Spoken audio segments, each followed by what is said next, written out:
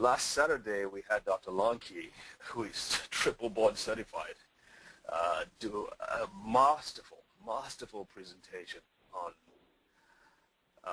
what he terms invisible killers. That is the toxins that are out there and what we need to do to protect ourselves, what we need to do to get rid of the toxins and shield ourselves.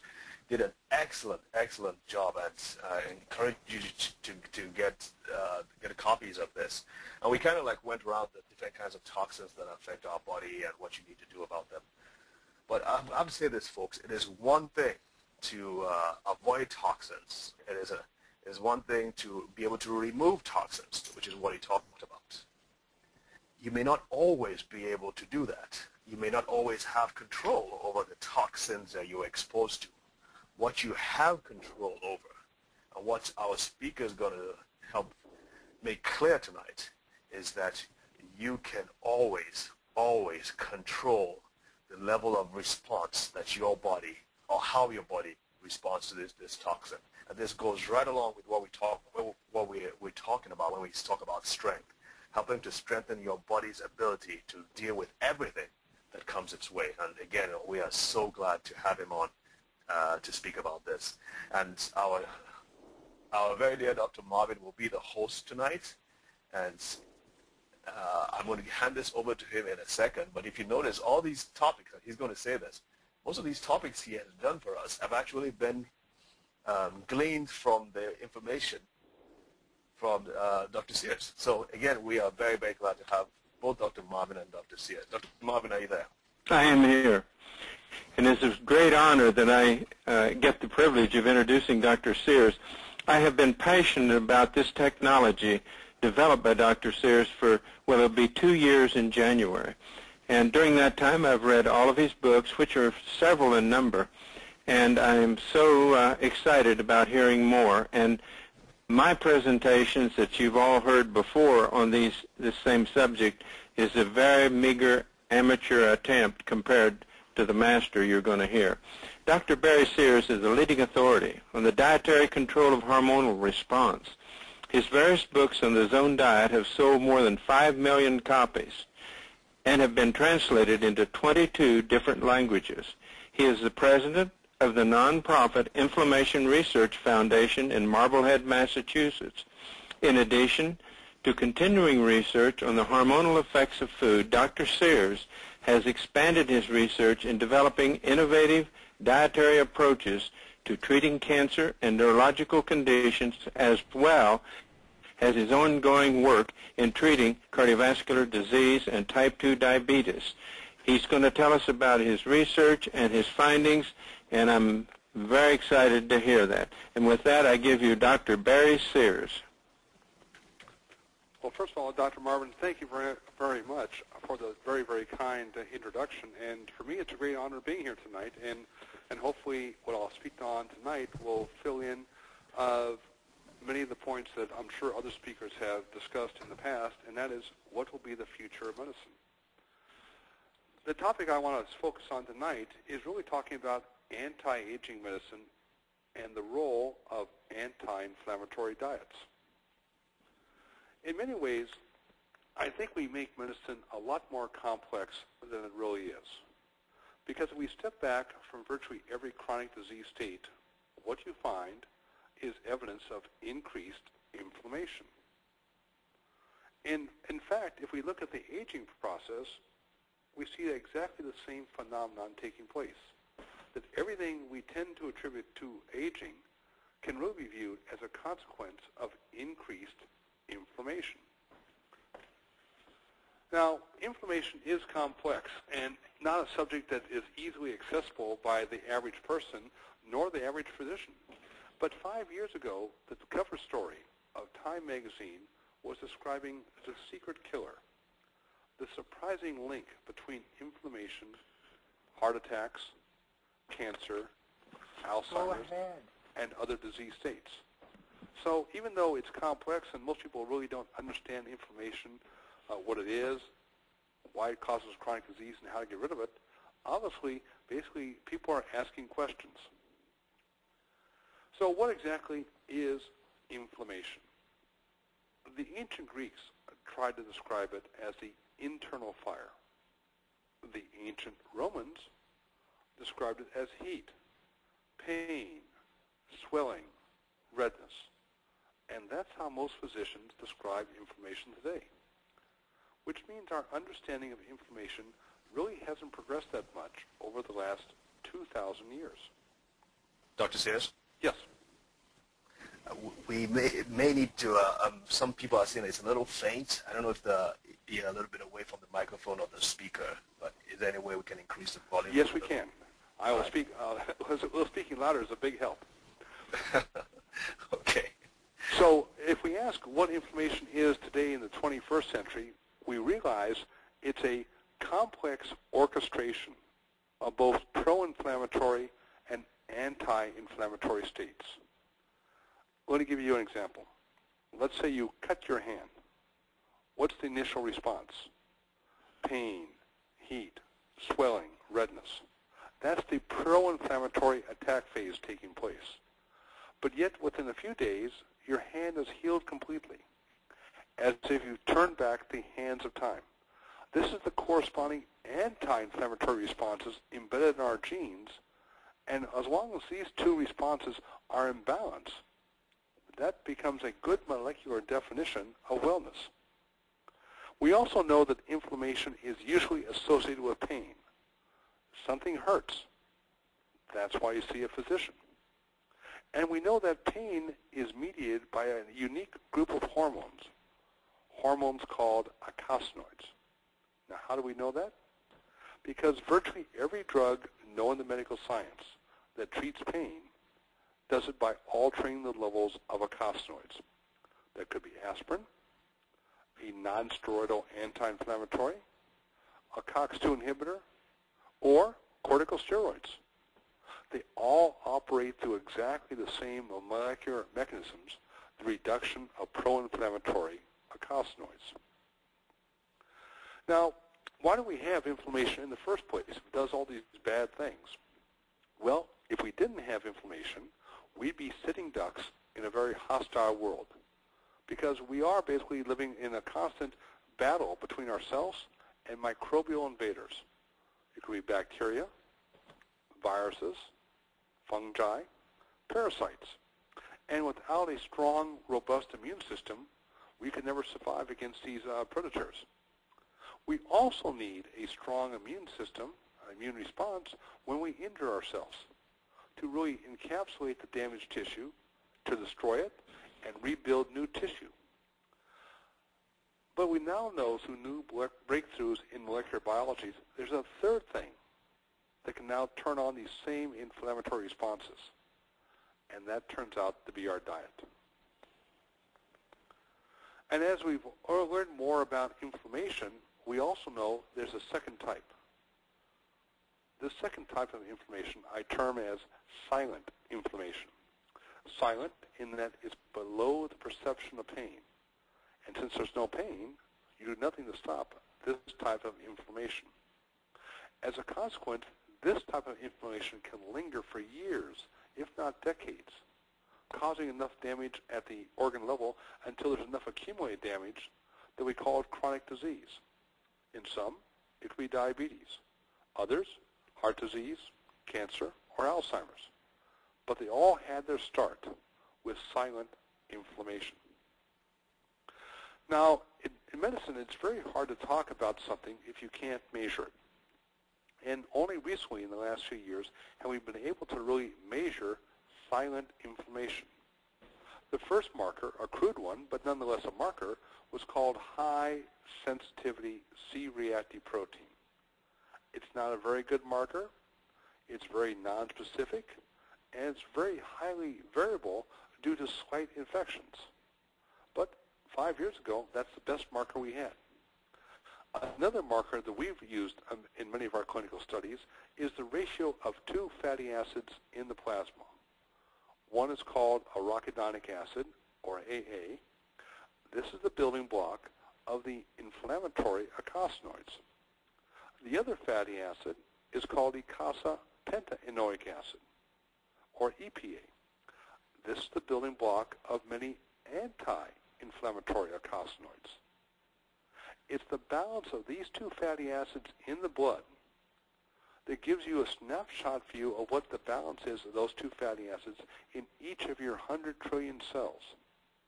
And this becomes a very, very reliable and reproducible marker of the levels of silent inflammation that a person carries. Now that we can measure silent inflammation for the first time, you might ask what diseases are associated with it. Well, let's take a look at the first two, obesity and type 2 diabetes, two diseases which have become epidemic in America. And with all that we spend on healthcare, we seem to be powerless to stop the spread of these two diseases. As a Time magazine article also pointed out, this would include heart disease, cancer, Alzheimer's. We can add asthma, allergies, or any condition that ends in the phrase itis. And as you can see from this slide, this accounts for the vast bulk of chronic diseases a typical physician will see in their lifetime. In many ways, we view basically medicine in the 21st century at the bottom of the slide. We see and quantify the chronic disease. And now we throw all the armamentum of modern medicine into trying to treat the symptoms of chronic disease. But at some point in time, we all start out in this zone of wellness. We're well. Everything seems to be working great. What leads us from wellness to chronic disease, I believe, is very simple.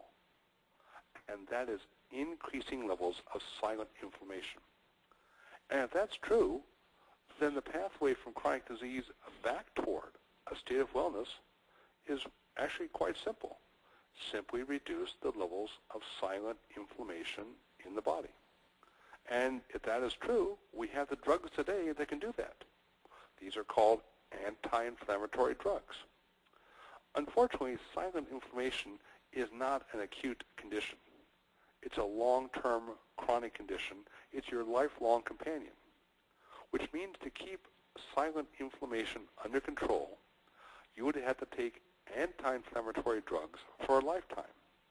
And now you have some problems, because some of the problems that occur with long-term usage of anti-inflammatory drugs include immune suppression, osteoporosis, heart failure, heart attacks, but their biggest problem is death. More people die each year in America from taking the correct dosage of anti-inflammatory drugs than die from AIDS. So taking anti-inflammatory drugs as a prophylactic for a lifetime to control silent inflammation is probably not a good long-term anti-aging strategy. Does this mean we have really nothing in our power to basically stop this constant onward progression of silent inflammation? On the contrary, we do. And that now that drug of last resort turns out to be food. But now we're treating food as if it were a drug, to be taken at the right dosage at the right time. Here's the basic problem with food. Everyone is an expert because they eat at least 3 times a day. And as a consequence, everybody thinks they know what the right diet would be. And from a dietary standpoint, food is actually fairly simple. It contains what are called macronutrients, things like carbohydrates, protein, and fat. And if you're a dietitian, this is very exciting because you can tell with amazing precision how many grams of fat a person is eating at a meal or how many calories they're consuming. But frankly, for everybody else in medicine or in regular life, that's pretty boring. But the exciting aspect of these macronutrients is how they affect hormonal responses. And this makes now food incredibly exciting. Why? Because hormones are hundreds of times more powerful than any drug. And particularly the hormones which are directly affected by the food we eat include the hormone insulin, the hormone glucagon, and the hormones known as eicosanoids. We can look at these 3 hormonal groups from cartoon-like figures. Think of the hormone insulin, which is stimulated by the amount of carbohydrate that you consume, as a storage hormone. It tells the body to store incoming calories and don't let them out. That's why it's excess insulin that makes you fat and keeps you fat. On the other hand, the hormone glucagon, stimulated by the amount of protein in the diet, is like a mobilization hormone. It tells the body to release stored energy, primarily from the liver, to maintain blood sugar levels so the brain's happy, and if the brain's happy, you are. You aren't hungry, and you maintain peak mental acuity between meals. And the third hormone, these are costanoids, stimulated by the fat in our diet. These are the hormones that control inflammation. But they do far more, because these were the first hormones ever developed by living organisms some 500 million years ago. And in many ways, they act like a master hormones, like the Intel computer chip in your computer. These master hormones either directly or indirectly control every other hormonal system within the body. These three hormones, insulin, glucagon, and eicosanoids, they're changing every time you eat. And your goal as a physician is to teach your patients how to keep them in a therapeutic zone, not too high, but not too low. And that's really my background. My background is not nutrition. My background was, 30 years ago at least, was the development of intravenous drug delivery systems for cancer drugs. In cancer, if you give the patient too little of the drug, they die of cancer. You give them too much of the drug, they die of the drug. You try to keep that drug in a therapeutic zone, not too high, but not too low. And I realized the same type of reasoning could be applied to food to keep the hormones generated by the food we eat within a same therapeutic zone, not too high, but not too low. And that's where the word zone diet came from. It's not a clever marketing term. It's not some mystical place. It's a real physiological state in your body where the hormones controlled by the diet are kept within ranges consistent with controlling silent inflammation. If that sounds like a drug-like description of the diet, that's exactly what it is. Now, with that as a backdrop, we can ask what has really caused silent inflammation and really the recent epidemic of this in American medicine. Well, there was any one boogeyman. Really, you had three distinct factors that came together first in America about 30 years ago. I call these the perfect nutritional storm. The first factor was increased consumption of refined carbohydrates. Yes, this would be things like junk food, but also include bread, pizza, and pasta.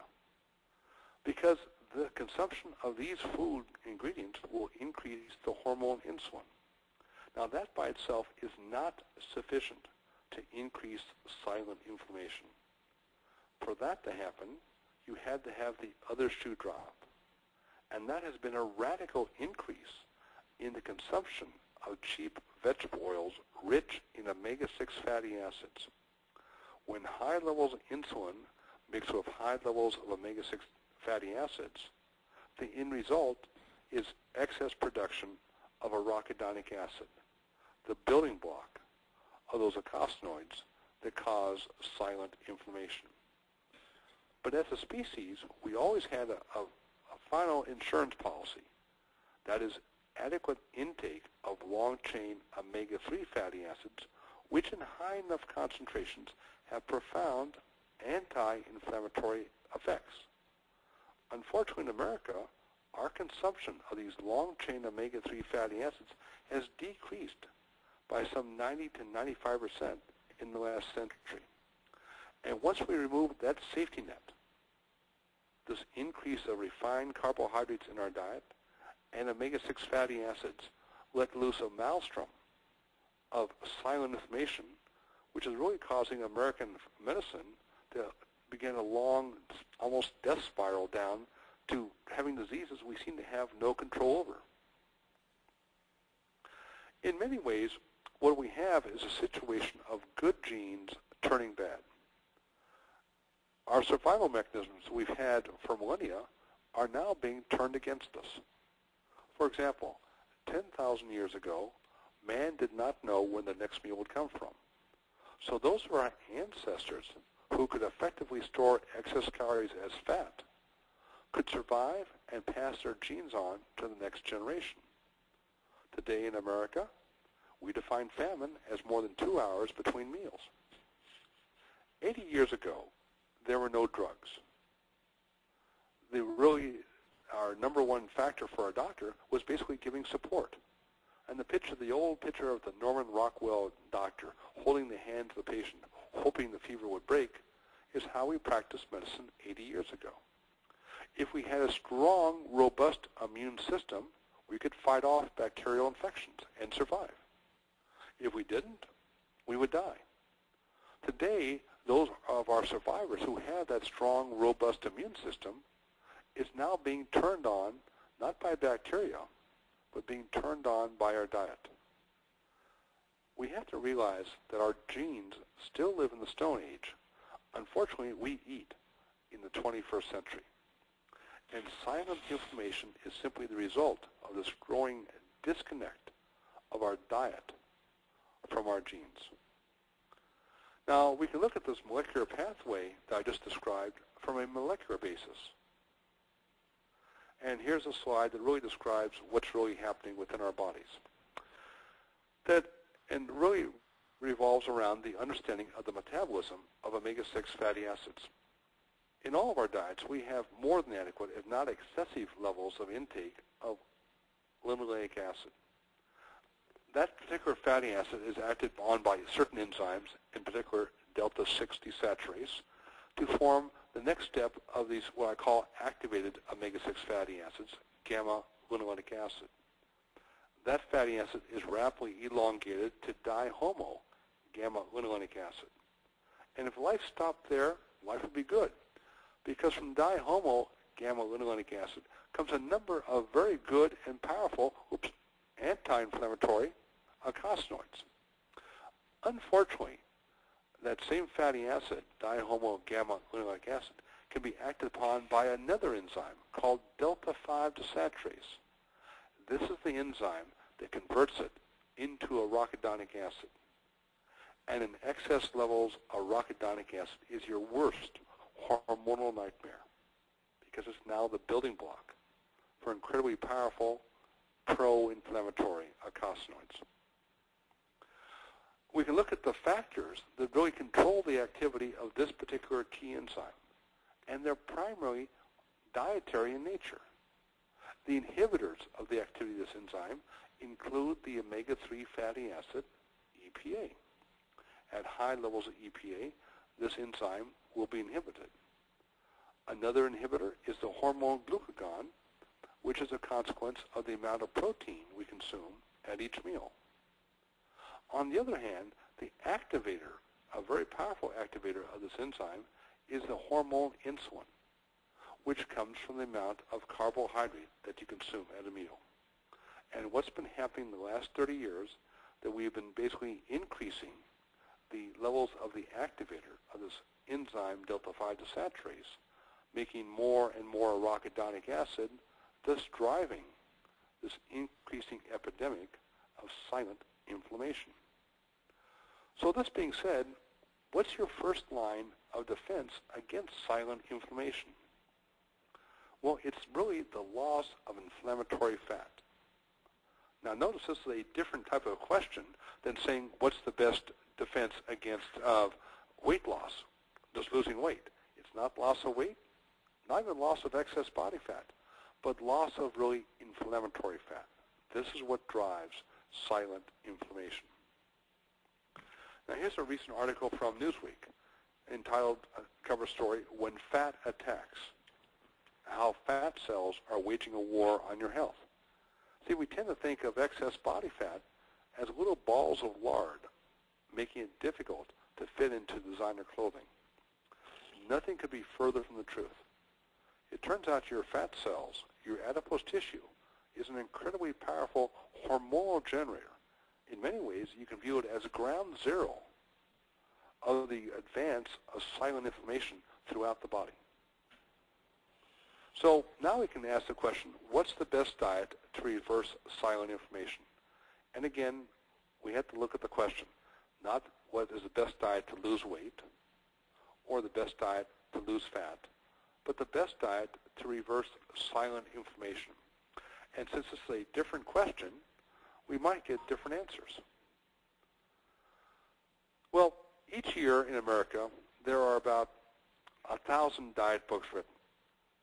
Today in print, there's about 15,000 diet books, and that's why people are confused. But in reality, there are only 4 diets known to medical science, and they're based on the concept of the glycemic load. The glycemic load simply is a measurement of the rapidity of the entry of glucose into the body on a meal. The higher the rate of glucose, the higher the rate of insulin secretion. So you can only really have 4 diets. You can have a very low glycemic load diet, a moderate glycemic load diet, a high glycemic load diet, or a very high glycemic load diet. That's all there is. One of those 4 diets will be the best one to reduce silent inflammation. Now the common names for these diets might be, for the very low glycemic load diet, might be a high protein diet like the Atkins diet, where it says eat no carbohydrates. They're bad, they're evil. That could be a winner. The common name for a moderate glycemic load diet, you need some carbohydrates but not too much, might be the Zone diet. A common name for the high glycemic load diet might be the USDA food pyramid, the American Heart Association diet, the American Diabetes Association diet, the American Cancer Association diet, or the American fill-in-the-blank chronic disease diet. That could be a winner also. And the common name for the very high glycemic load diet might be the typical American diet. So you're probably thinking, and thinking correctly, the very high glycemic load diet will probably not be a contender. So we're left with the 3 to see which of these 3 will be the best diet to reduce silent inflammation. But to control insulin, we really have to basically also make sure we have adequate protein. In many ways, this balance of protein to the glycemic load of a meal is like a carburetor of your car. You can't run your car all on gas, and you can't run your car all on air. You need some combination. The better the combination, the better the mileage. If we have a very high glycemic load diet, that will basically cause in excess insulin production, and with that, increased fat accumulation. If we go to the other extreme of a very low glycemic load diet, you'll get excess glucagon production, and that gives rise to excess cortisol as a counter-hormonal response. And between those 2 extremes lies a zone where we can maintain insulin balance, not too high, but not too low, and with that comes the loss of inflammatory fat. And that's why we have so much confusion about carbohydrates. High glycemic load diets will increase insulin, giving rise to constant hunger. And if you're constantly hungry, you basically treat that by eating more calories, and therefore increasing fat accumulation, and with that, increased inflammation. On the other hand, a very low glycemic load diet increased the hormone cortisol. This is because your brain did not fall off the turnip truck. If you're not going to put enough carbohydrates into the mouth to maintain adequate levels in the blood for the brain knows how to get in more. It sends out the hormone cortisol to start breaking down muscle mass and converting it through gluconeogenesis into the necessary carbohydrate it requires. Do this long enough, and you start increasing the production of cortisol, which gives rise to insulin resistance, and with that you get increased inflammation. But I also said that we need to have the adequate levels of protein. And what are adequate levels at a meal? Probably the amount of protein you can fit on the palm of your hand. And that's the palm and the thickness. before people get too excited. You need the protein not only to stimulate glucagon secretion, and that gives rise to increased satiety, but also to release certain gut hormones that go directly to the brain, such as PYY from the L cells in the ileum, that now causes cessation of hunger in the hypothalamus. And this is how gastric bypass surgery works, not by restricting the calories, but the rerouting of the GI tract gives rise to dramatic increases of these hormones that tell the patient to stop eating. But our real question is basically what's the best diet to reduce inflammation? And to do these studies correctly, you have to treat human subjects like lab rats. You have to feed them defined meals, and you cannot let them think. You don't give them a diet book and say eat whatever you want to. You basically feed them defined meals of equal number of calories, just with different ratios of protein to carbohydrate. As you might suspect, this is probably fairly difficult and fairly expensive to do. And as a result, there aren't too many studies like this published in the literature. But let me show you a few. This is one study published a few years ago, actually 5 years ago, from Harvard Medical School, when they basically gave patients, overweight patients, calories of equal number of calories, but different balances of protein to carbohydrate. And what they found, that the zone diet was 9 times more effective in reducing inflammation than the diet recommended by the USDA or the American Heart Association or the American Diabetes Association. This is a study we published several years ago looking at another marker of silent inflammation, comparing a high protein, really the Atkins diet, to the zone diet in obese individuals. And you can see on the zone diet there was a reduction of silent inflammation, but on the Atkins diet, within 6 weeks, there was almost a doubling of silent inflammation. So we have on both extremes, the high glycemic load diet doesn't seem to reduce inflammation nearly as much as the zone diet, and at the other extreme, a high protein diet actually dramatically increases silent inflammation more than the zone diet. This is why the zone diet can be viewed as an anti-inflammatory diet. The key aspects, it's based on the concept of the glycemic load. And this means you also need a balance of protein, carbohydrate, and fat. Now, why is there a physician interested in this type of diet? It's a diet, if practiced correctly, and I'll talk about this next week, it's a diet without hunger. It's also a diet with great flexibility. As long as you balance protein and the glycemic load at each meal, you can keep your hormones in that zone for the next 4 to 6 hours. As a result, it's a moderate approach. And here's a good rule of thumb. Any diet that uses the word high or low to describe it is hormonally unsustainable. The only diet that's hormonally sustainable is one that uses the word moderate. It has to be moderate in carbohydrates, moderate in protein, and moderate in fat. And the implications of that degree of moderation is long-term dietary compliance. For how long? Probably a lifetime. And this is why every carefully controlled study, again where we controlled the total calories and controlled all the meals for the patients, have shown when the zone diet is compared to any other diet, that the zone diet is superior in terms of hormonal control, superior in blood sugar control, superior in blood lipid control, superior in appetite suppression, superior in fat loss, as I've just shown you, superior in reduction of silent inflammation. But that's me talking. But 3 years ago, actually, 4 years ago, the Joslin Diabetes Center at Harvard Medical School made their new dietary recommendations for treating obesity, metabolic syndrome, and diabetes. And what were those recommendations? 40% of the calories should come from low glycemic load carbohydrates, 20 to 30% from low-fat protein, and 30 to 40% from monounsaturated fat, meaning it's low in omega-6 omega-6 fatty acids, virtually identical to my recommendations for the zone diet that I'd made a decade earlier. And if you make these, take these and put them into a food pyramid, you get the following.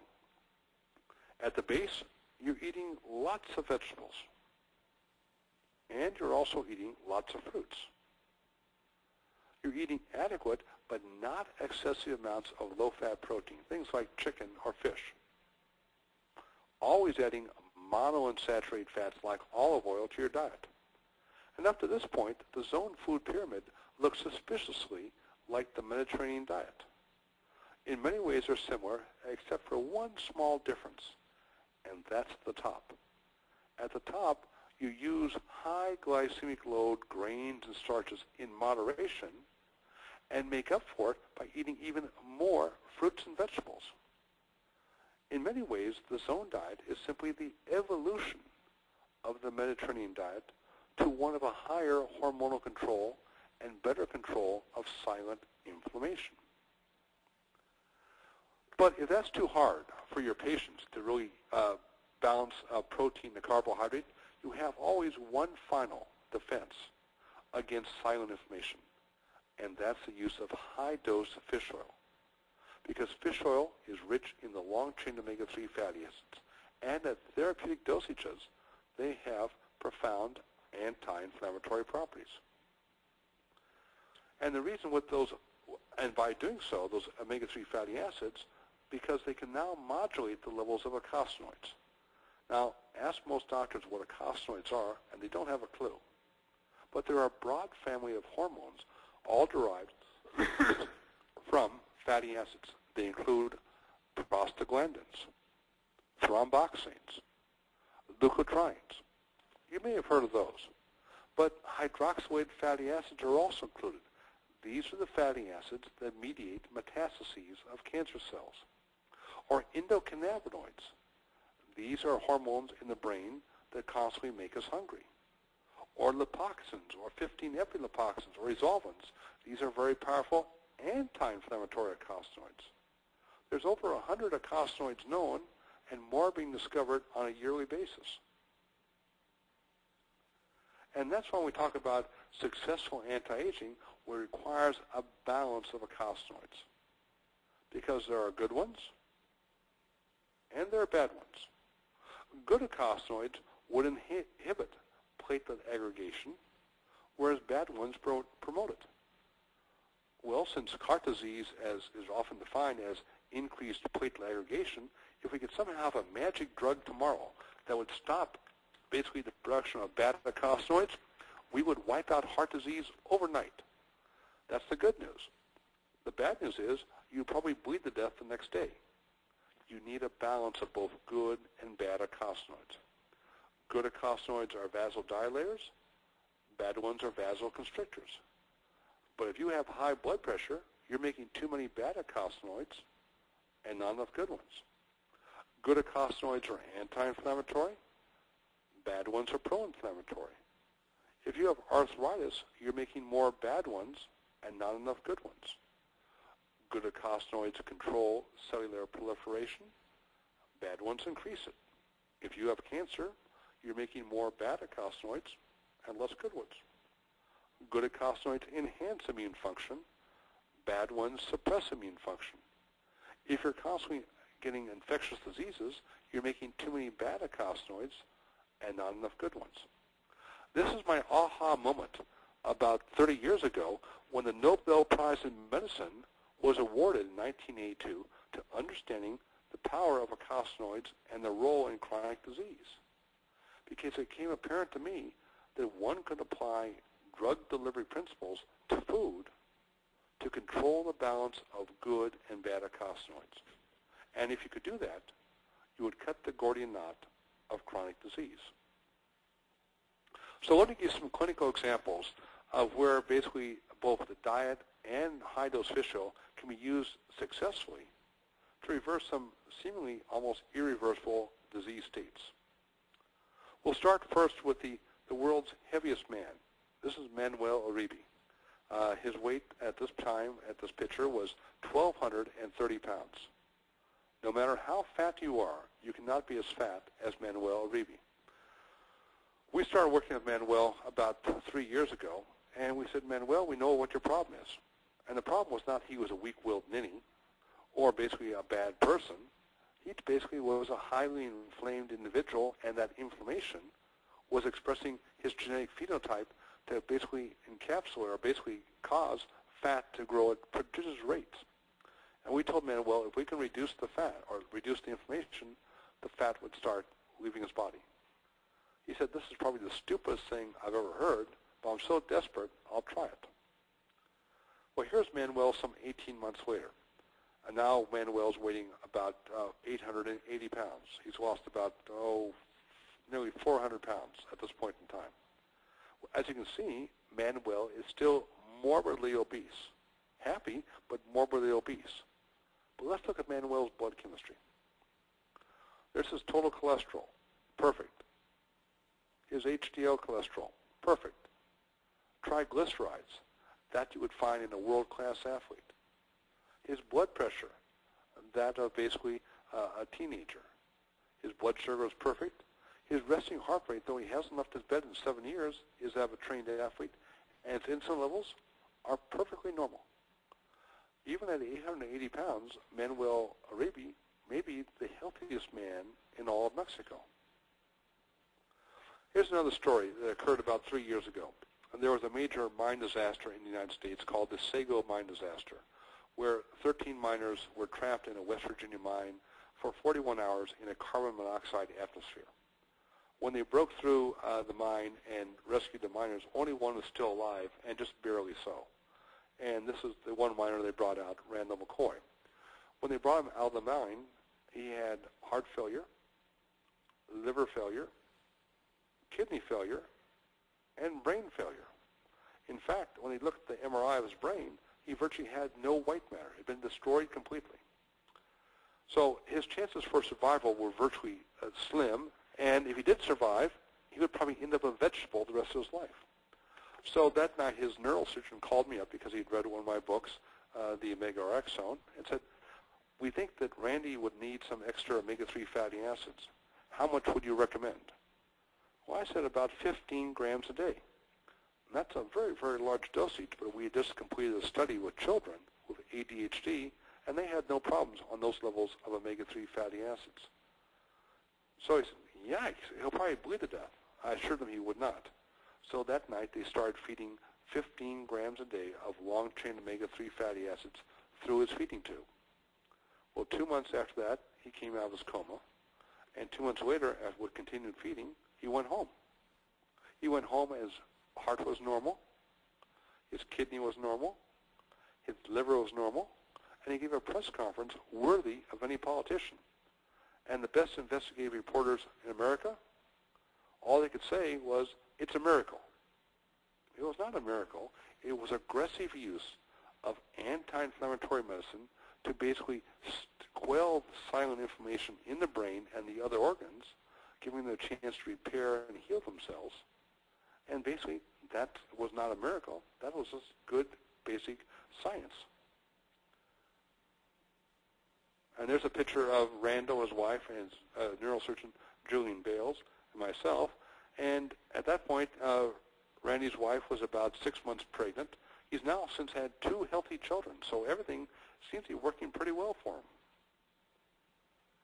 Now, the clinical benefits of high-dose fish oil, and when I say high dose, meaning enough to have a therapeutic benefit, is incredibly robust, whether it be heart disease, cancer, depression, attention deficit disorder, multiple sclerosis, Alzheimer's, brain trauma, chronic pain, osteoporosis, skin disorders, fertility, and even fat loss.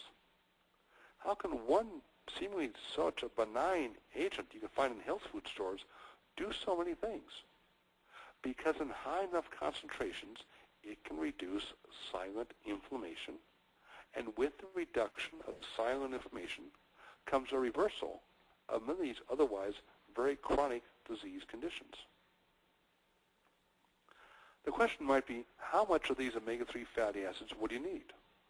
Well, let's say you consider yourself well, that is your normal weight, and you have no chronic disease. How much would you need to maintain a state of wellness? Well, after doing thousands of blood tests, I can give you some broad numbers.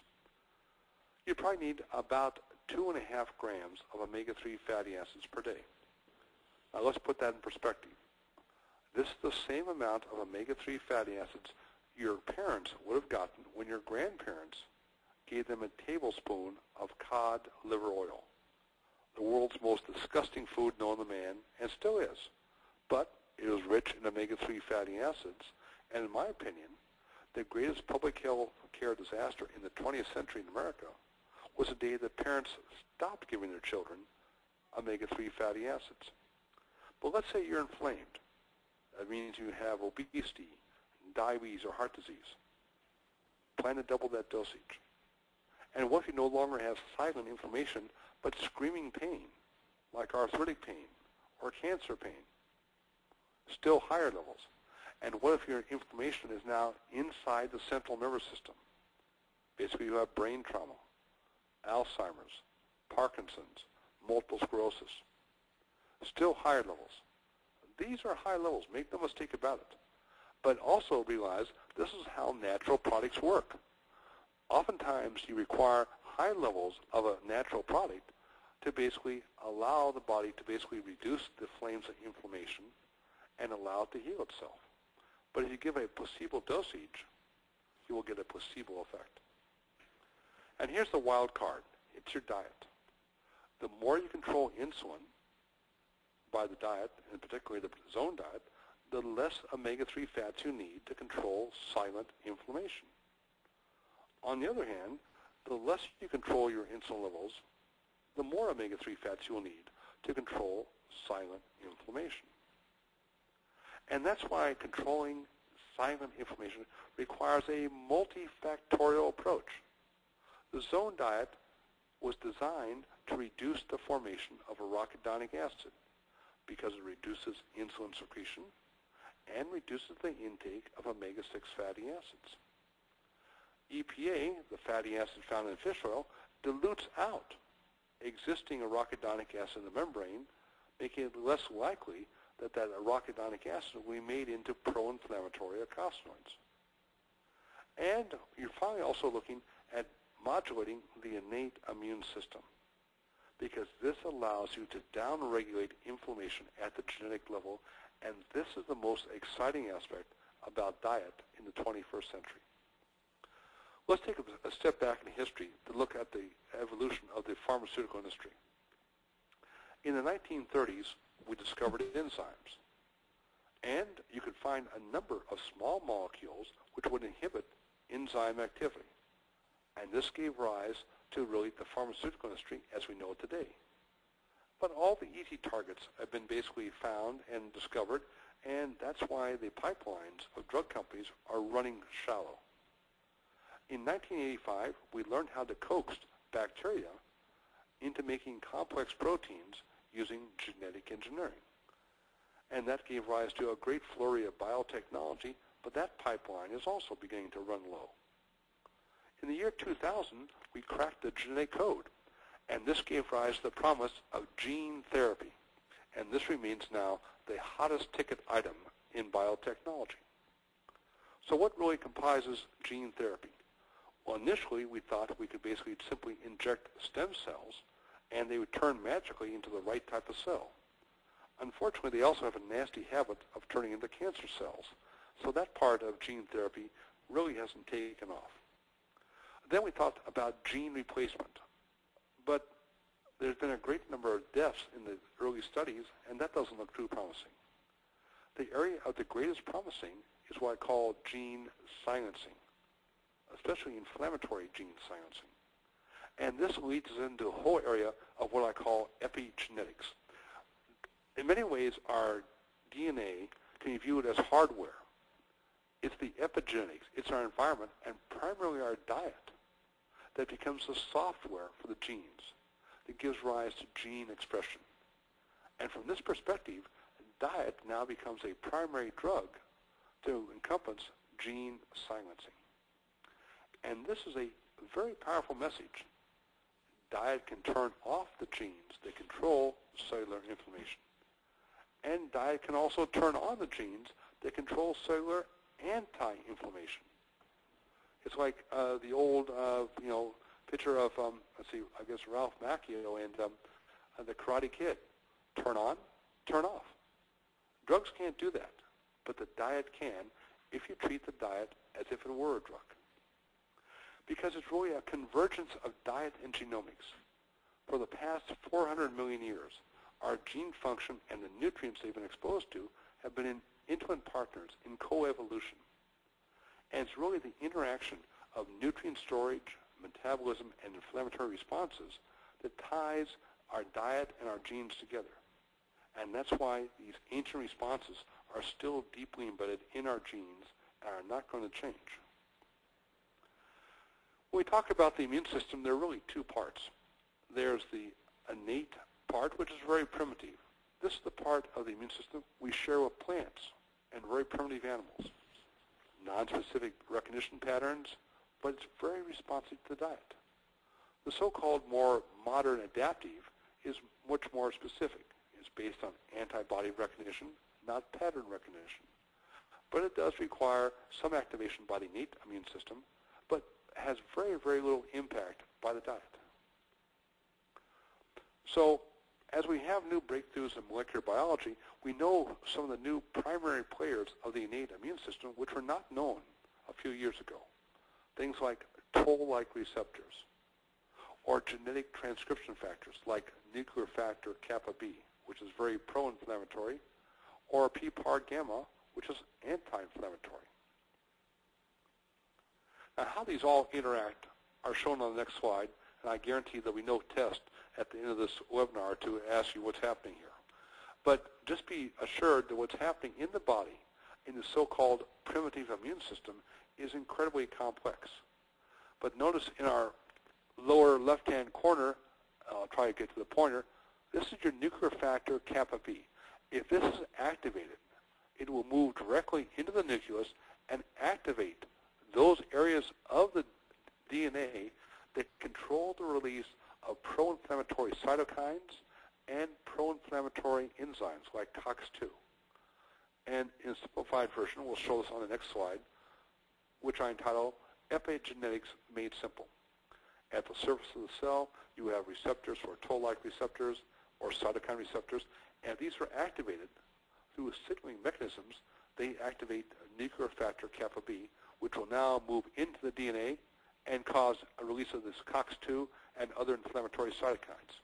And this could be inhibited if this nuclear factor transcription agent, PPAR gamma, is activated. And this is where now diet plays such an important role as an activator and modulator of the innate immune system. Toll-like receptor 4, and there are 13 known for mankind, but toll-like receptor 4 is activated by saturated fats. So the more saturated fats you have in your diet, you're turning on the inflammatory response. But the same toll-like receptor 4 is inhibited by omega-3 fatty acids. Nuclear factor kappa B, very powerful inhibitors include omega-3 fatty acids and polyphenols. What are polyphenols? These are the chemicals that give fruits and vegetables their color. And in high enough concentrations, they too are anti-inflammatory agents. And cytokines, well, since they are induced by nuclear factor kappa B, anything that inhibits that nuclear factor kappa B will reduce cytokine formation. And finally, the PPAR gamma, nuclear transcription factor, which inhibits NF-kappa B, is also activated by omega-3 fatty acids. So you can see at the molecular level, our diet and our innate immune system are intimately tied together. And these polyphenols do, I said, will inhibit activation of nuclear factor kappa B.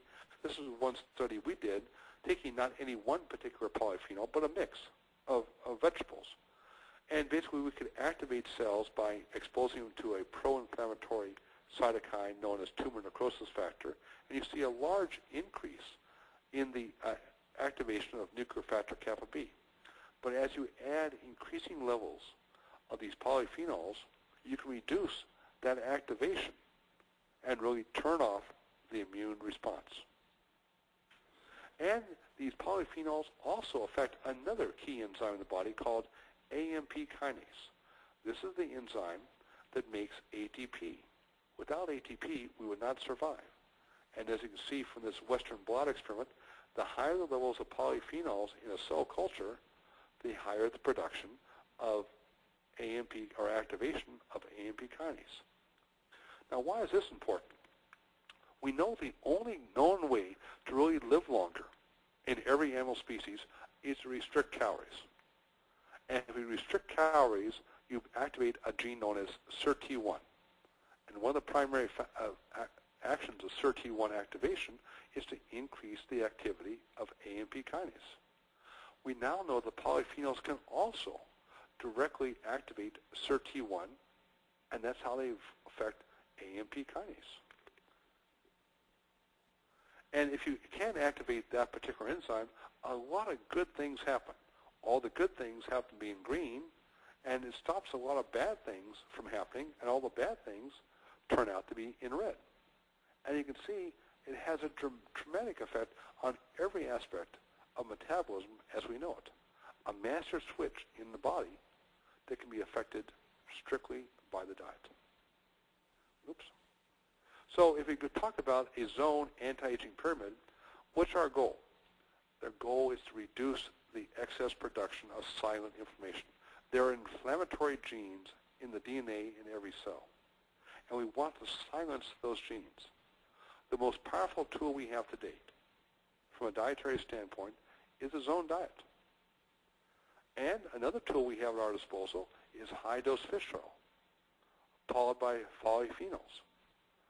Then the last part, they work, but they don't work very as effectively as they could be. Things like hormonal replacement, or prescription drugs, or nutritional supplements, or exercise, or stress reduction like meditation. They all have their role to play, but if you're using them without first following the zone diet, taking adequate levels of fish oil, and having adequate intakes of polyphenols, it's like building a house on sand versus concrete. You'll never get consistent results. And so when we talk about successful anti-aging, it requires following an anti-inflammatory diet for a lifetime. And this means eating small meals throughout the day. This is only possible if you're never hungry between meals. And if you have that small meals with hunger, with satiety, that means you can restrict calories without hunger or deprivation. You need to have some protein at every meal, because without protein, you will never get enough satiety. How much protein? The amount you can put on the palm of your hand. You want to eat primarily low glycemic load carbohydrates, primarily non-starchy vegetables with limited amounts of fruits. They control insulin, and they provide the polyphenols.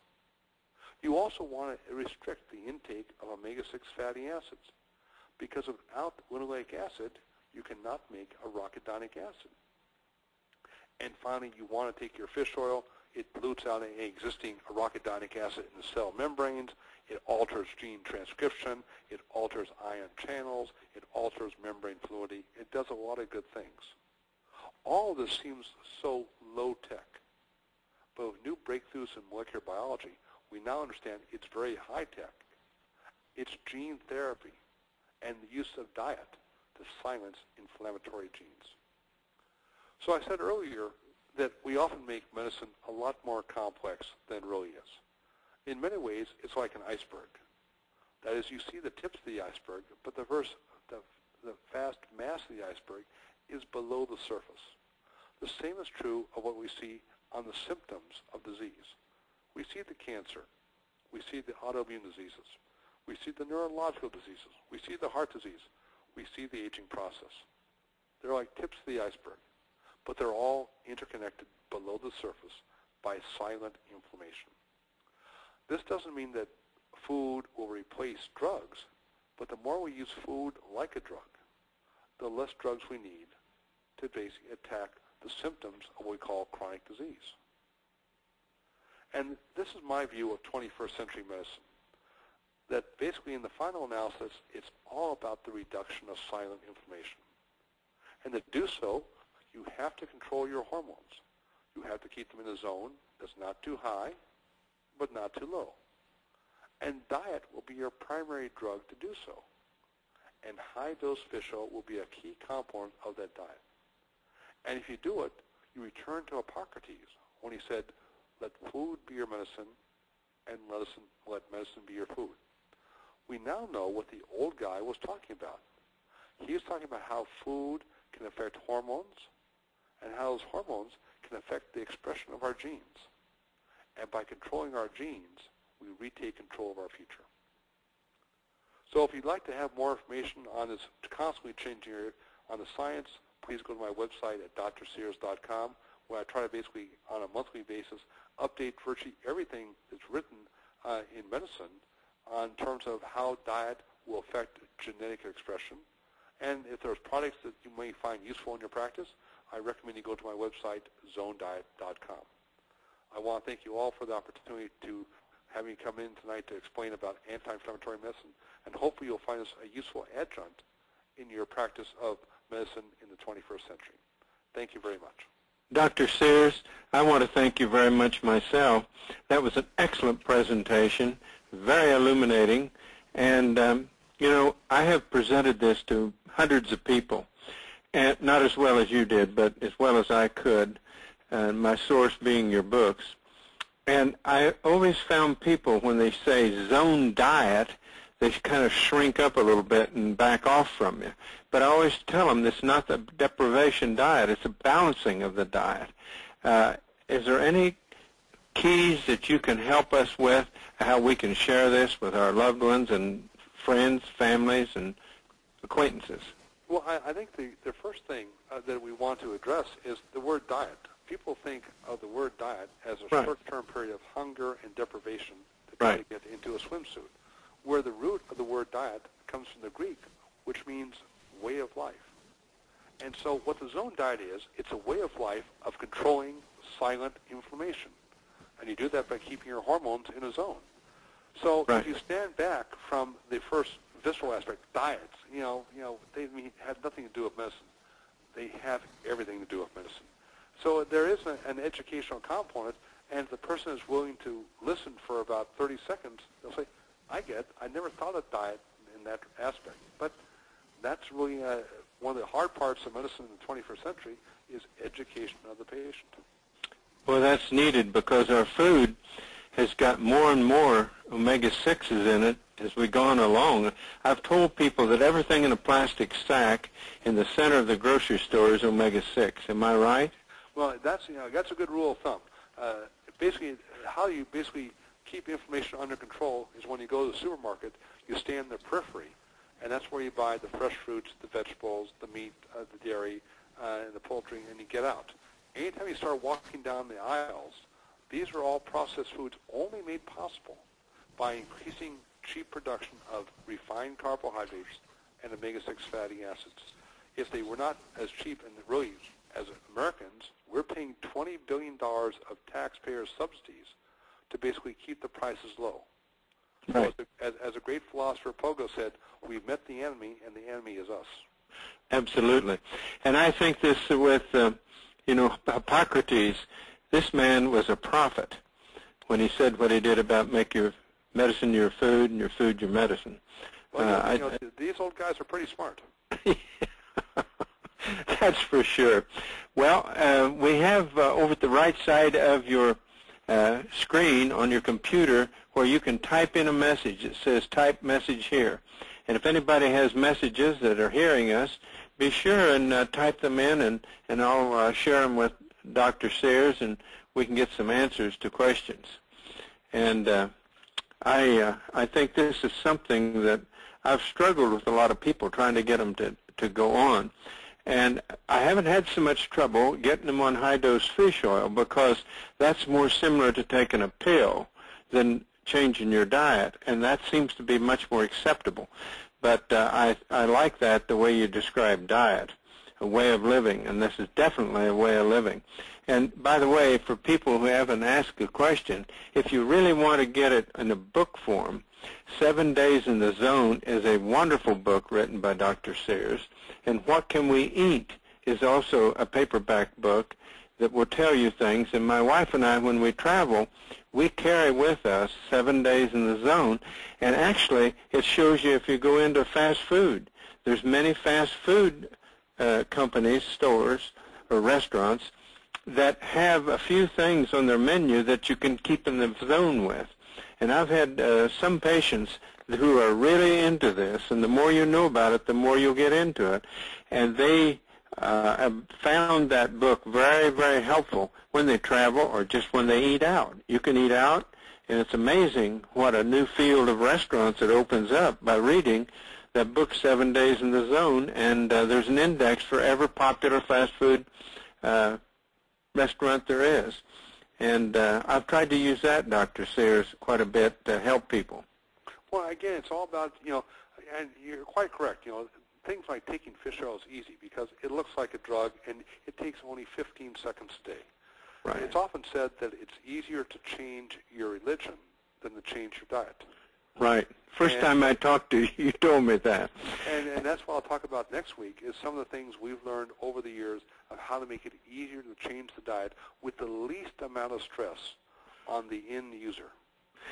Well, I got a bottle from you of your high-dose fish oil, and I found out that with the lemon taste in it, there was no problem at all taking a tablespoonful of that or more a day. Well, that's because you're a male. See, males do not have a very highly developed limbic system. Women do. I see. That's why they respond to things like aromatherapy. Males say, I don't get it. Women say, I just love the smell of lavender. and so women, you have to have some special tricks, which I'll talk about next week, that basically overcome even the lemon aspect because they say, oh, it's not quite right. And males say, I don't get it. What's wrong? It tastes fine to me. So, well, you're 100% true because when I take it, I have to take it when my wife is not around because it makes her sick watching me take it. Exactly, and probably there's something deep in our psyche. We're thinking of cod liver oil, which is the most disgusting smelling and tasting material known to mankind. I told the people that listen to this early on when I did a meager presentation of all this. And I told him I had a grandmother that every time I went to see her, and she lived quite a ways away. For me in those days, it was about 60, 70 miles. But we didn't go there very often. I had another grandmother who lived nearby. But when we'd go there, the first thing she'd do when she saw me, she'd say, Norman, I think you need some cod liver oil. And here would come that spoon and the bottle, and I'd gulp that down. But, after all, it was my grandmother, and I liked to visit with her and my granddad because of all the good things they'd do for me. So it was kind of my price of admission into their home. But probably is the best thing that ever happened to me. There's no question. And the day that, see, the thing about, in many ways, when you stop giving children fish oil, you don't see it immediately, the effects. It takes about 3 generations. And right now we're in the 3rd generation of American children who have not had adequate levels of fish oil. And that's why we're seeing these, rapid increases of things like attention deficit hyperactivity disorder and childhood obesity. Well, the way I was so excited when I first saw your books and first got into your technology, when I was a senior medical student, I had to write a paper, as all students did in my college at medicine. I wrote one on coronary artery disease between 19 and 35-year-olds in the Korean War. They did autopsies on all those and found tremendous amount of atheroma in their aorta and large vessels and medium-sized vessels. And I got to really research in this because I thought it was interesting. And I found out that one group of people didn't, those in Japan and those in the north, the Eskimos. And the Eskimos lived on fat. And I thought, wow, something's wrong with the American Heart Association's, recommendation about fat. At that time, I didn't realize they eat fat that are from fish and cold water fish up there, and therefore have higher amounts of omega-3. But anyhow, I was really puzzled because I didn't have your technology, didn't have your knowledge at that time to lean back on. Well, and that's exactly where I got started some 30 years ago by reading those same type of studies and saying, I got it. I see what the problem, what the answer is. because that's when you had two divergent areas coming together, the early work in eicosanoids and the early epidemiological studies on populations that consumed large amounts of omega-3 fatty acids.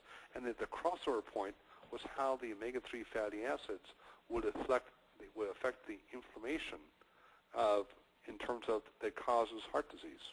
Mm-hmm. Well, I mean, it's the answer. Am I at 21st century medicine is going into this in a big way, and this is what we all need to get into or suffer the consequences, because it's not, better living through chemistry, meaning drugs. It's better living through food that's controlled and regulated. Well, now better living through food as a gene silencing therapy. Right. All of a sudden that makes food sound very high-tech, which it is. When I tell people that this is a technology that can shut off your genes, they look at me with a glassy stare, wondering if they're going to make a boy out of a girl or a girl out of a boy. Well, I get the same glassy stares when I go to Harvard Medical School. And there's a lot of smart guys over there, but oftentimes it's hard to step away from the problem and look at a more global aspect to see how it all fits together. Right, and I just went to the conference that Harvard had on the genetics in adult medicine, and they do everything but go into diet. Right. And that's the problem, and that's the way it was in my medical school. I had all my nutrition in my senior year, which consisted of a 15-minute lecture making fun of nutrition, because drugs were the answer then, and that's been quite a while ago. It's been over 50 years ago. And so, it was just unthinkable to think outside of drugs. But they made fun of nutrition. And that was really a bad trail to put medical students on. And it's about the same, because I've talked to groups of doctors about this, and they tell me that now, instead of a 15-minute lecture making fun of nutrition, it's an hour lecture making fun of nutrition. Well, so see, we've made progress. Yes. But pretty soon they're going to see how ridiculous it is, and there's going to be a real awakening. Well, there will be, but unfortunately, I think it'll take about 50 years. Yeah. Well, I think big changes takes about that long, doesn't it? It does. It takes a long. Battleships do not turn on a dime. Right. And this is slow, and I think, now you see Bayer aspirin having phytochemicals put into them for heart support, which is kind of amazing. And I think it's going to creep in, if nothing else, by osmosis. Well, it will, because, eventually that it's like, it's said in terms of all scientific revolutions, the first ideas are met with, skepticism, then ridicule, and then they're accepted as saying it's obvious. Well, I read in your first book, which I bought in a thrift store. That's how smart I was. That it just jumped off the shelf at me, and that got me on a path that I've been feverish on ever since. And I read where you had a family propensity to heart disease. So I'll have to confess to you, when I'd read the book and I found your website, I looked at it and I called your offices. And the first thing I asked a lady is, Dr. Sears still active in this research? She said, oh, yes, sure, definitely. And ironically, you were in Kansas City speaking when I called him. Well, again, that's why charity usually begins at home. Now, the reason I started this whole foray into medicine was to understand, saying I carried the same genes in my family, which are bad genes for heart disease. So I'm genetically, destined to die of an early death from heart disease. But it doesn't mean that that will be your destiny. You do have the option to change the expression of your genes. And that's when I came upon this idea of saying we could use food as really a genetic agent. And still kicking here now at age 62. So since all my family members died in the early 50s, I must be doing something right. Right. Well, that's why I asked her. I was kind of sheepish. I said, is Dr. Sears still active? And she said, oh, yes, he's lecturing. In fact, you're in Kansas City? He's in Kansas City in a hotel. Well, it was too late for me to register. I'd have been out there. Well, okay, it's a boring conference. Was it? It wouldn't have been for me. Dr. Moffitt. Yes. This is great. But we've just been having so many people type in questions, and I was wondering if Possibly we could take some of the questions from the audience before. Sure, I don't see any on my screen. You might have to click on the questions. Click on the icon next to the word questions there. Okay. Do you see it? Yeah, it says questions and panelists only. Organizers, no, questions. I don't see questions. Sherry, does he have to be an organizer to see them? I just did it. Okay. Can you click on that? I'm clicking on questions, but I don't see any yet. Can you try one more time? Let's see if Yes. that works. Do you see them now? No. Okay. Do you mind if we You can just go ahead and ask him. chime in with some questions? We'd love Dave, to have. David, go ahead and ask him some, and Dr. Marvin, I'll text you some in the chat box. Okay, good. Okay, great. That's a good idea. Okay. Someone asks, how effective are beta lanes, such as found in Sonoran cactus juice, in putting out information? Well, in terms of cactus juice, one is benefits. It has a very, very low glycemic load. Relative to any particular supplement, the only ones that really have, robust support are, again, the polyphenols and the fish oil. So that's why I say supplements is on a scale of 1 to 10. I'll give supplements probably about 2. They can only help you; they can't hurt you. But on a scale of 1 to 10, I usually give fish oil about a 12, and polyphenols about a 7. Wow. Wow. Okay. And it has to be fish. Some people are asking questions about, fish oils, or is it plants, omega-3s, or mussels, some krill? What do you have to say about the fact is we have a lot of misinformation relative to omega-3 fatty acids. People like say, well, just take flaxseed oil. It's rich in omega-3 fatty acids. It is, but it's rich in short-chain omega-3 fatty acids that have no anti-inflammatory properties until they're elongated to the long-chain ones. Unfortunately, human beings, that's a very slow and inefficient process, which means you have to consume 50 to 100 times the volume of flaxseed oil to get the same anti-inflammatory benefits of a much smaller volume of fish oil. People talk about krill oil. Well, all fish, whether it be krill, sardines, or salmon, they're all contaminated. And with things that we've thrown in the environment in the last 2 generations, like PCBs and dioxins. And the krill oil, because it's phospholipids, cannot be purified to the extent to remove those contaminants. So not only is it much more expensive in terms of grams of EPA for grams or dollars per gram of EPA and DHA, but it's not nearly as pure as these new highly refined fish oils, which are kind of like what I call weapons-grade fish oil. And how do you know if you have weapons-grade fish oil? I would say you use what I call the toothpick test. If you're using a fish oil, it's in a capsule, break open 4 or 5 capsules and put the oil into a shot glass. Put the shot glass into a freezer and come back 5 hours later with a toothpick. If you can't put the toothpick through the fish oil, which means it's frozen solid, you've been taking the sewer of the sea, which means it's rich in PCBs and dioxins. If you can put it through the fish oil, it's probably okay. Now, a more quantifiable way is go to a free website. It's called ifosprogram.com. That's IFOS, which is International Fish Oil Standards Program.com. And this is run by the University of Guelph. And they post the levels of contaminants and fatty acid concentration of a wide number of fish oils. Now, it costs $1,300 to analyze the fish oil, but it's free for the consumer. And if a fish oil is a 5-star fish oil, then that's the type of fish oil you want to consume. And Dr. Sears has Omega RX, which is prescription-grade fish oil. That's an excellent rule of thumb. Well, Dr. Marvin, since you have the questions, can you? No, I don't have any questions yet. Oh, I sent you one in the chat box. I don't have anything in my chat box. Okay.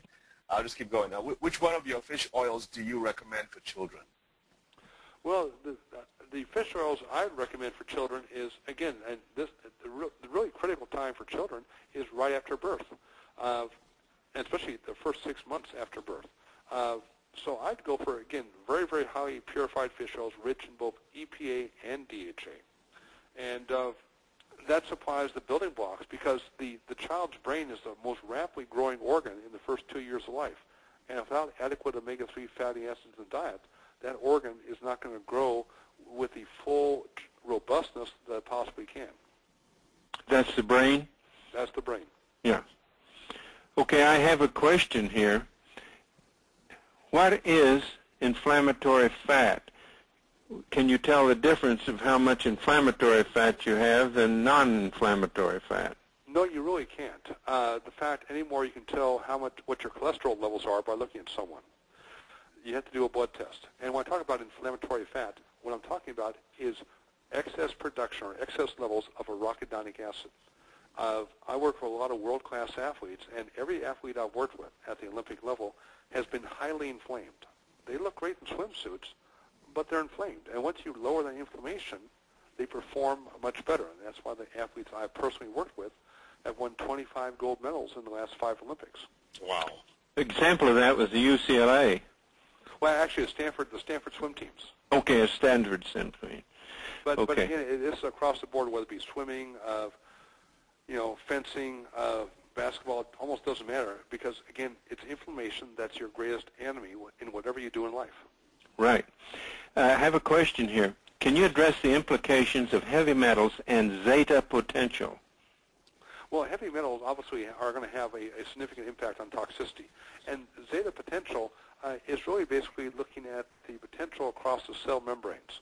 And as long as that's maintained, it's like a battery, then the cell works well. But if that potential tends to decrease, it's like a battery running down, and the cell will not work very well. I see. I see. It says here, please type the website that was just mentioned. Oh, that will be ifosprogram.com, ifosprogram.com. Okay. ifosprogram.com. Is the word program spelled out, Dr. Sears? Yes, the program is spelled out. Okay. But the IFOS is an acronym. Now, I have another question. If I'm a gluten sensitive, this sounds like this would be acceptable to me. If you're gluten sensitive, and my wife is very gluten sensitive, so I live with this all the time. This is the only diet that you're going to survive on. Obviously, the first step is to basically avoid gluten, which means you have to avoid grains and starches, especially grains. Second of all, you have to have an anti-inflammatory diet to keep the inflammation under control. So for people who have a high degree of gluten sensitivity, then the zone diet is the ideal diet, and probably the only diet they can follow to keep that the inflammation that can be activated by the gluten under control for a lifetime. I've told people it's their answer. It is. And here's a good rule of thumb. Never eat anything that did not exist 10,000 years ago. That means That's don't pretty eat grains, good rule. don't eat vegetable oils, don't eat milk products, don't drink caffeine, and don't drink alcohol. Sounds a good way to live. Well, it would. Most people say, but yeah, it was so boring. I wanted to at least drink the alcohol. but our genes and diet were pretty much in synchrony 10,000 years ago, and the last 10,000 years ago, they're being more and more out of sync. Yeah, and it's amazing we're still moving. It's really a tribute to our genes. They're so flexible, but they can only take so much abuse. And then they turn us off and we're gone. Exactly. Environmental sensitivity, skin and eye reactions due to exposure to adverse environment. Is this inflammatory sensitivity? Was this applicable to this? It definitely is. If you have, sensitive to various environmental allergens, it means you have a hair trigger, that your immune system is on high alert all the time. It's best to avoid those allergens, but easier said than done. So what you want to do is turn down a hair trigger immune system by following an anti-inflammatory diet. So when that allergen, that environmental allergen or chemical allergen, enters your system, it's less likely to kick off a very, very severe allergenic and inflammatory response. So you would recommend the zone diet plus the fish oils? Exactly. To what, about 7.5 grams of fish? I'd say at least 5 grams a day if you have chemical sensitivities, and maybe as high as 10, depending on how sensitive you are to chemical. But again, it's following that diet to keep the levels of arachidonic acid as low as possible. Yeah, talking about your Omega RX, how many capsules does it take to make 5 grams? That would take about 8 capsules of Omega RX to get the 5 grams, or about 2 teaspoons of liquid. Okay. I take a tablespoon, so I'm in pretty good shape. Well, that's what I take every day, and I measure my blood every 6 months, and it's right where it should be. Great. Okay, next question. Do children get the fish oil through the mother in breast nursing? The answer is yes, if the mother is taking adequate fish oil herself. Right. The omega-3 fatty acids don't come from immaculate consumption. No. They're basically a consequence of the diet. And the most important time for a mother to be taking fish oil is during the fetal development, especially the last trimester, where the fetus is developing 250,000 new brain cells per minute. And to do so, it needs a lot of omega-3 fatty acids. That's why the fetus sucks the omega-3 fatty acids out of the mother, and that's why women often have postpartum depression, because they don't have adequate levels of omega-3 fatty acids after the pregnancy. That is amazing. I've delivered 2,000 babies, and I've had all kinds of postpartum depression in mothers, but I never knew why. And, it should be the happiest time of your life. You say, and then let's say, I just feel depressed. You say, why? Because basically the child needed those omega-3 fatty acids, and the mother was not replacing them enough in her diet to basically, give herself the protection to keep, depression under control. Yeah. I have another question here. Can you take high quantity of fish oil while on Coumadin? The answer is you possibly can. The data is very mixed. In some cases, you may have to reduce the Coumadin. In other cases, make no change. In still other cases, actually increase the Coumadin. But that's why if you are taking a blood thinner like Coumadin and you want to take fish oil, which I would recommend, here's how I would do. Because no one just takes a standard dose of Coumadin. You basically get your prothrombin times. Sure. So start with a lower dose of fish oil and see how it affects your prothrombin time. And adjust now the Coumadin and the fish oil, gradually increasing it until you get a nice prothrombin time that's in the right range that you want. And now you have a better mix of a non-toxic agent, the fish oil, Sure. with a very toxic agent, the Coumadin. The more fish oil you can take will mean the less Coumadin, and that's good. Yeah, and Coumadin is basically a purified rat poison. Yes. Yes. I tell lots of patients that. Can you take high quality, that's on the question. Can you address the implications of heavy metals and the potential? I think you've already covered that. Well, heavy metals, especially in fish oils, the one metal of great concern is mercury. And if you have a high-quality fish oil, one who passes the toothpick test, he'll be free of mercury also. Yeah. Okay.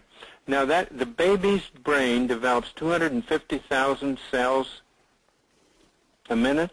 Per minute in the last trimester in the womb. Wow. That is a pearl. Here I'm learning more about OB from you than I ever did about those kind. I don't see any more questions right now. Have you got them all, Sherry?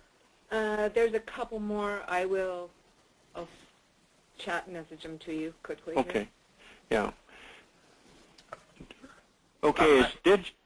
Excuse me? Go ahead, Dr. Marvin. Is digital infrared thermal imaging a good way to look for inflammation? No. It's a crude way. You can see the heat, but by the time you can see the heat, it's been there for a long time. The best way to look for the first sign of inflammation is the blood. I see. And that's the AA/EPA ratio. That's right. That's the first sign that occurs oftentimes years, if not decades, before the appearance of elevated levels of C-reactive protein. How common? I know there's a place in Canada, and I heard Emory University in Atlanta were doing that test. Is that becoming more prevalent? At the research levels, yes. At the clinical levels, no. It takes about 25 years for research to really filter down from the research into the daily use. So you believe that probably sending the blood in dry ice and etc. to the Canadian lab would be the best? Well, it is, but we're developing we have our own diagnostic laboratory we use for our clinical studies, which we're developing a finger prick test because people hate to give blood. I know, I hate to give blood. But I can't get my finger to you. No, but using like a glucometer where you get basically a little finger prick and then basically put a drop of blood on a piece of filter paper. Oh, good. Is that available? That will be available hopefully within about 3 to 4 months. Great. I'll really keep on to that because I can sure use that. Well, it's a great tool, and also we've developed a urine test that we can look in the urine for levels of pro-inflammatory eicosanoids, which is a very, very good indicator of the levels of inflammation. Okay. That's really great. And, you know, I'll have to be the first physician to confess it. When I read your first book, I didn't have a clue what a eicosanoid was. Well, at least you're truthful. Most of them will not fess up. They'll say, oh, yeah, I heard them all. Actually, I had my cousin who got her Ph.D. in molecular biology at Johns Hopkins Medical School. So I asked her to ask each of her professors in the Department of Molecular Biology had they ever heard the word eicosanoids. And the scorecard was 0 for 10. Is that amazing or not? Well, and actually, it's pretty pathetic. Yeah, it is real pathetic because in 1982, that won the Nobel Prize in Medicine. And if you go to PubMed, the free medical library search tool we have, and type in a keyword called eicosanoids, out will come some 120,000 publications. Wow. And we need, maybe I should read all of those. No, that'd be about 3 lifetimes. Yeah. Well, I have certainly enjoyed this immensely, Dr. Sears, and I'm going to use this in my interaction with people all around me. In fact, I'm going to do a presentation in January. Oh, excellent. And I do quite a few presentations on this technology, but none like you do. You do the best. Well, thank you very much for those kind words. And next week I'll talk about some of the practical problems. Recommendations are one thing. How to get people to follow them, that's a very, very different thing. Right. Yeah, that's right. And, they always call me and say, can I eat this? Can I eat that? Or I feel I'm going to starve because I'm afraid to eat anything. Well, I haven't got your books.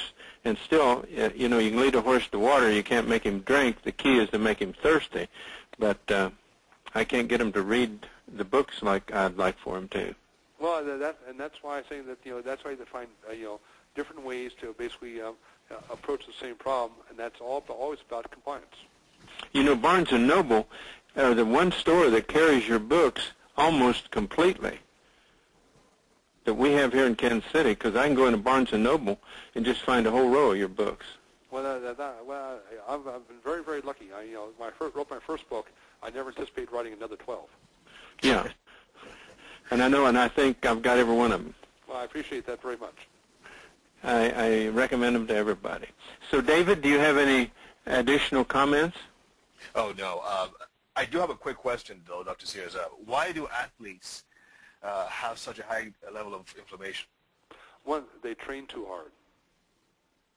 The one thing any great coach will tell you to a world-class athlete, don't train too hard. They say, no, if I train twice as hard, I'll be twice as good.